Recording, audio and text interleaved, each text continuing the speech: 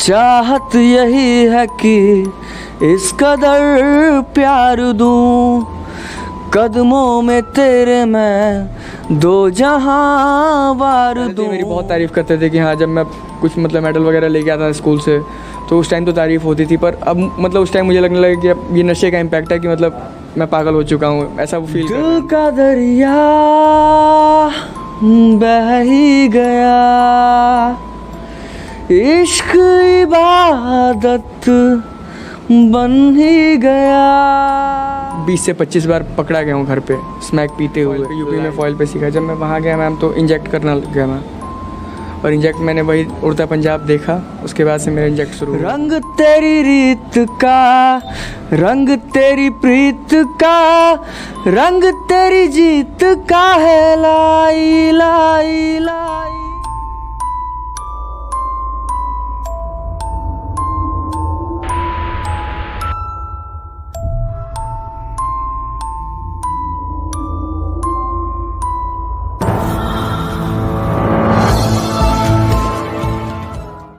नमस्कार दोस्तों, मैं पल्लवी राय। आप देख रहे हैं भारत एक नई सोच। हमारे बगल में एक हमारे भाई हैं जिनकी कहानी आपको, मुझे लगता है, इतना झकझोर देगी ना कि आप इस कहानी को सुन लेने के बाद आपको लगेगा कि वो सारी चीज़ें, वो जो आप निराशा अपनी ज़िंदगी में झेल रहे हैं और आपको लगता है कि वो बहुत कठिनाई है, उसमें आप उससे नहीं उभर पा रहे हैं, तो आपको इनकी कहानी सोचने पर मजबूर करेगी। आपका स्वागत है और आप अपना नाम बताइए पहले। I am Adarsh Pandey from district Ballia. आप बहुत अच्छा गाते तो हैं। अभी हम अपने दर्शकों को आपका कई गाना सुनाएंगे और आपके जीवन के बारे में कई चीज़ें भी बताएंगे, अगर आपको दिक्कत ना हो तो। No, okay ma'am. सबसे पहले गाना सुनते हैं। हो जीना जीना जीना रे हुड़ा गुलाल, माई तेरी चुनरिया लहराई। जीना जीना रे हुड़ा गुलाल, माई तेरी चुनरिया लहराई। रंग तेरी रीत का, रंग तेरी प्रीत का, रंग तेरी जीत का है लाई लाई लाई। रंग तेरी रीत का, रंग तेरी जीत का, माई तेरी चुनरिया लहराई। जब जब मुझ पे है उठा सवाल, माई तेरी चुनरिया लहराई। जीना जीना रे उड़ा गुलाल, माई तेरी चुनरिया लहराई। जग से हारा नहीं मैं, खुद से हारा हूँ माँ। एक दिन चमकूंगा लेकिन तेरा सितारा हूँ माँ। माई रे माई रे, तुझ बिन मैं तो अधूरा रहा। माई रे माई रे, मुझसे ही रूठी मेरी परछाई। हो मेरी परछाई तेरा ख्याल, माई तेरी चुनरिया लहराई।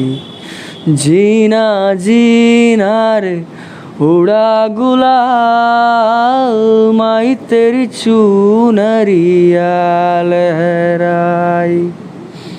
बहुत बेहतरीन, बहुत बेहतरीन। आप मुझे ये बताइए कि आप कहाँ से सीख रहे हैं ये गाना? मैम ये तो गॉड गिफ्टेड है मेरा, बट यहाँ पे जब से मैं आया हूँ अपना मतलब फ्री टाइम में रिहर्सल करता रहता हूँ मैं। आपको यहाँ पे लोग अरिजीत सिंह बुलाते हैं, आपके जितने लोग हैं आपके साथ जो रहते हैं, क्योंकि आप बहुत अच्छा गाते हैं, इसलिए ये मान लिया जाए ना? मान लिया जाए, बट नॉट अरिजीत सिंह। क्यों? Because he is one. वो इकलौता अरिजीत सिंह है। किसी का नाम, किसी का फेम पाने से कोई अरिजीत सिंह नहीं हो जाता। मुझे आदर्श पांडे बनना है, दैट्स ऑल।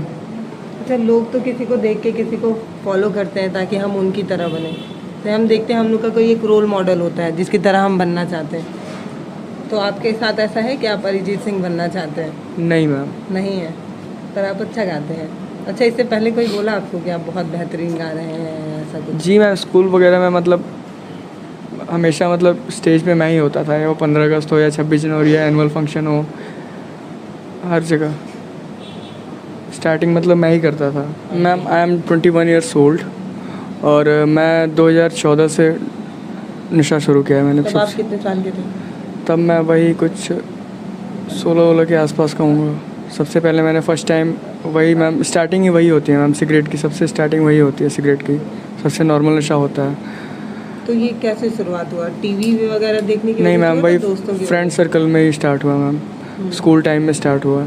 जैसे हम बंक वगैरह कभी कभी करते थे, स्कूल नहीं जाते थे, तो उसमें इन्जॉयमेंट के लिए हम सिगरेट पीते थे। मतलब पहले तो स्टार्ट फ्रेंड्स ने किया था, जो अच्छे अच्छे घर के लड़के थे, अच्छे अच्छे सिगरेट्स के डब्बी लेके आते थे, पीते थे वो। तो फर्स्ट टाइम तो मेरा ये हो कि पीने भी नहीं आता था मुझे। फिर उन्होंने बोला कि उसका मतलब जो धुआं होता है उसे इनहेल करना पड़ता है अंदर। इनहेल किया, जैसे मैंने इनहेल किया फर्स्ट टाइम तो मुझे चक्कर भी आ गया था।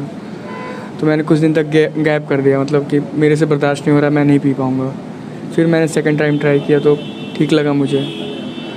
और उसके बाद मैं मतलब दूसरा जो सबसे ख़तरनाक नशा मैंने अपने लाइफ में पकड़ा वो गांजा पकड़ा था मैंने। हमारे यहाँ सस्ता मिलता भी है, यूपी में बहुत सस्ता है गांजा। मेरे घर के बगल में ही मतलब जो एक मैं भी ब्राह्मण, और मेरे घर के बगल में जो पंडित जी हैं वही बेचते हैं, 10-10 रुपये की पुड़िया बना के बेचते हैं। तो वैसे तो ये नशा माना जाता है कि बुड्ढों के लिए नशा होता है, मतलब अच्छे लड़के, अच्छे घर के लड़के नशा नहीं करते।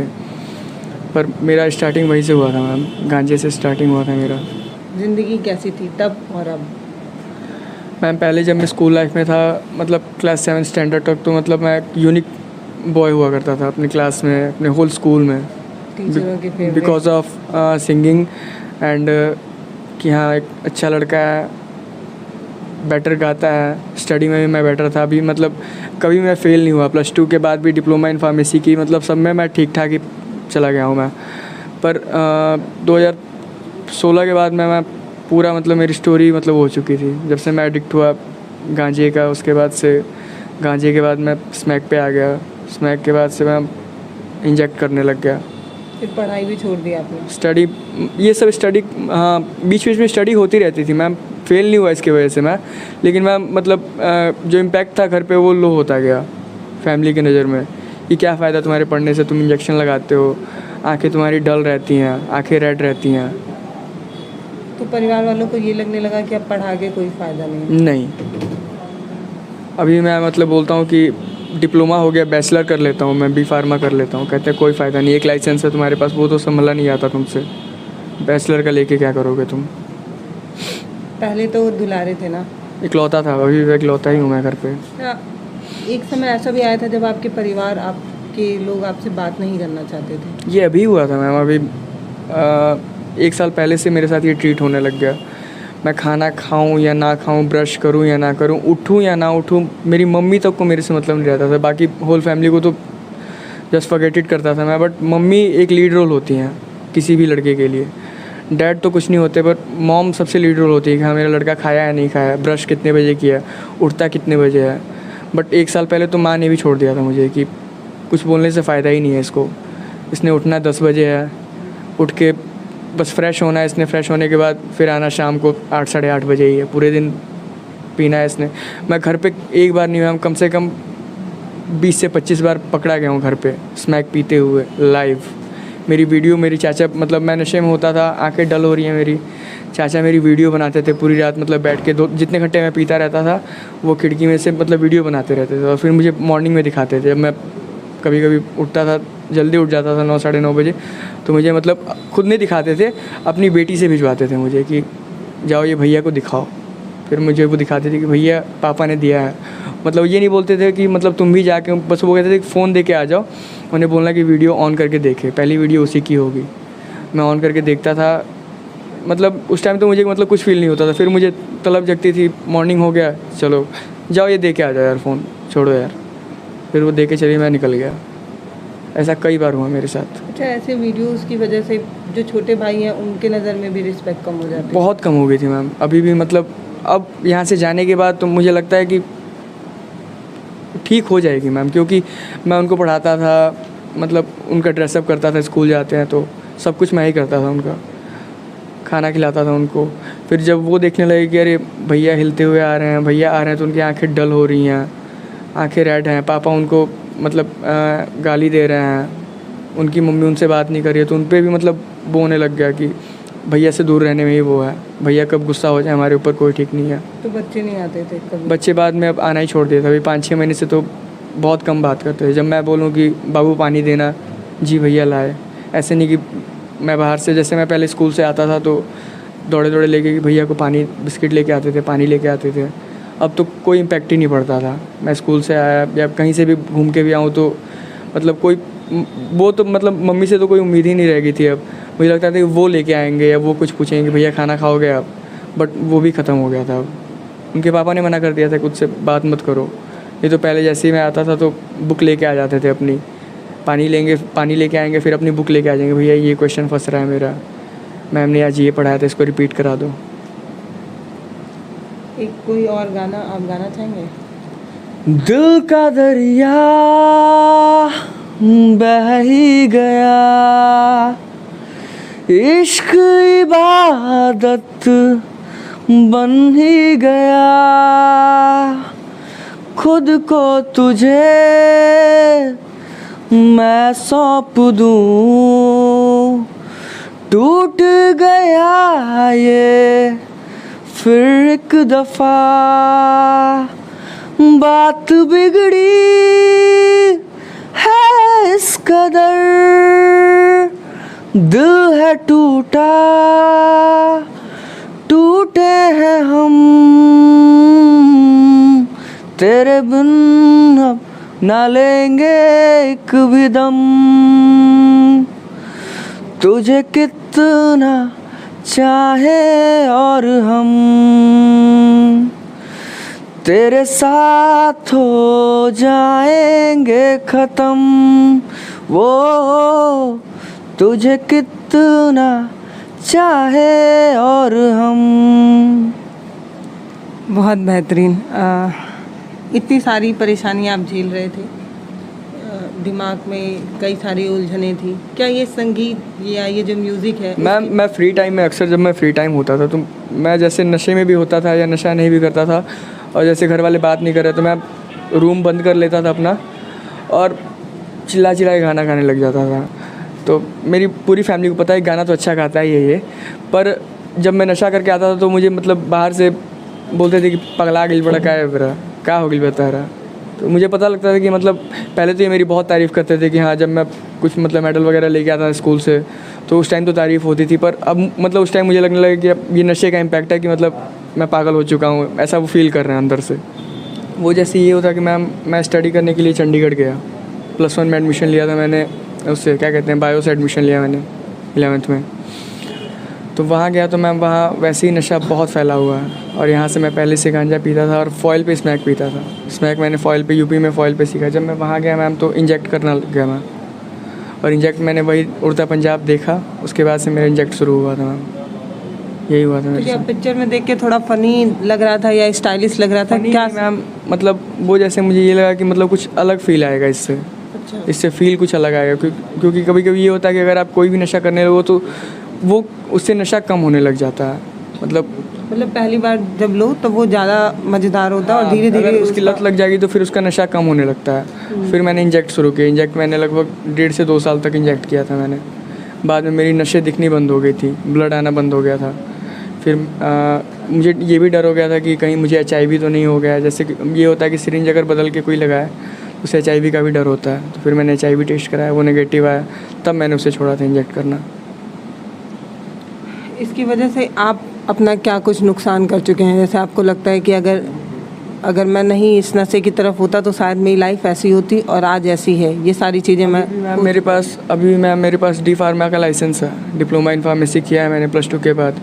पर मैं सब कुछ भूल जाता हूँ। ऐसे किसी भी शॉप पे जाता हूँ, वर्क किया है मैंने 1.5-2 साल किसी दुकान पे काम भी किया है, मेडिकल स्टोर पे, तो मुझे उस टाइम तक तो ठीक रहता है, जैसे और उसके बाद फिर मैं नशा करने लग जाता हूँ, मेरी टाइमिंग ख़राब हो जाती है, फिर मैं ड्यूटी जाना बंद कर देता हूँ।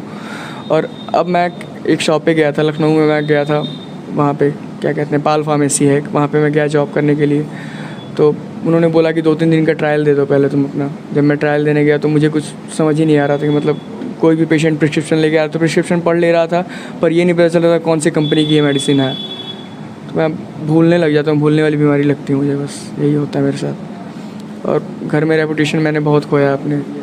मेरे चाचा उनकी जॉब लगी थी 2008 में, मिडिल स्कूल में टीचर हुए थे वो, और मुझे इतना मानते थे क्योंकि मेरे पापा जो हैं वो स्टार्टिंग से ही ड्रिंकर हैं, उन पे गैंगस्टर का वो केस वगैरह भी चलता है, तो ड्रिंकर वो स्टार्टिंग से हैं। उन्होंने मतलब मेरे लिए कुछ किया नहीं अभी तक, जो भी किया मेरे दादाजी ने किया था। दादाजी का देहांत हो गया, आर्मी में थे वो।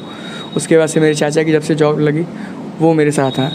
तो स्टार्टिंग में ही उन्होंने अपने मतलब अकाउंट के साथ, जो उनका स्कूल अकाउंट था उसके साथ मेरा जॉइंट अकाउंट खुलवाया था।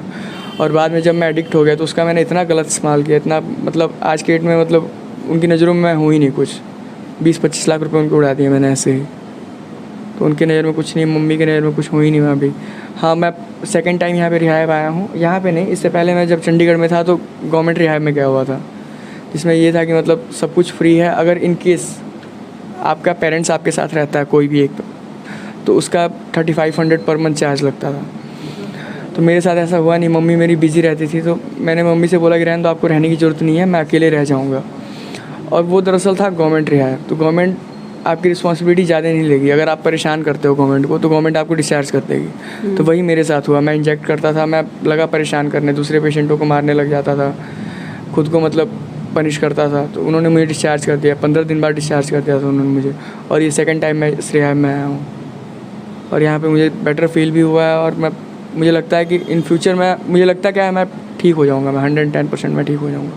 फिर उसके बाद आपकी ज़िंदगी नॉर्मल होगी या फिर यहाँ से निकलने के बाद फिर ऐसा? बेटर होगा मैम, इसके यहाँ से निकलने के बाद मेरी लाइफ बेटर होगी, और मैं खुद का मेडिकल स्टोर खोलूँगा, सर्जिकल आइटम वगैरह सारा कुछ रखूँगा, सही हो जाऊँगा। परिवार वाले भरोसा कर पाते हैं? जी मैम, अब कर लेंगे, यहाँ से जाने के बाद कर लेंगे। इससे पहले कॉन्फिडेंस कैसे? वो इसलिए मैम कि मैं खुद से आया हूँ यहाँ पे, मैं परेशान हो चुका था। मैंने पिछले इंटरव्यू में बताया था कि मैं खुद से आया हूँ यहाँ पे, मैं बोर हो चुका था मतलब स्मैक ले लेके। मुझे नशा ही नहीं होता था मैम, मैं 3-3 दिन तक सो नहीं पाता था। जैसे होता है कि स्मैक से नींद लग जाती है, आंखें मतलब डब होने लगती हैं, मुझे नींद ही नहीं आती थी। मैं फाइनली परेशान हो गया था। मेरे ही गाँव का एक लड़का यहाँ पे 6 महीने कोर्स करके गया था, एक रोहित सिंह नाम का लड़का आया था। फिर मैंने उसको देख के फिर मैं बोला कि मुझे भी एडमिट कराइए आप लोग, तो फिर वो लोग लेके आए थे। 23 मई को मैं आया था यहाँ पे।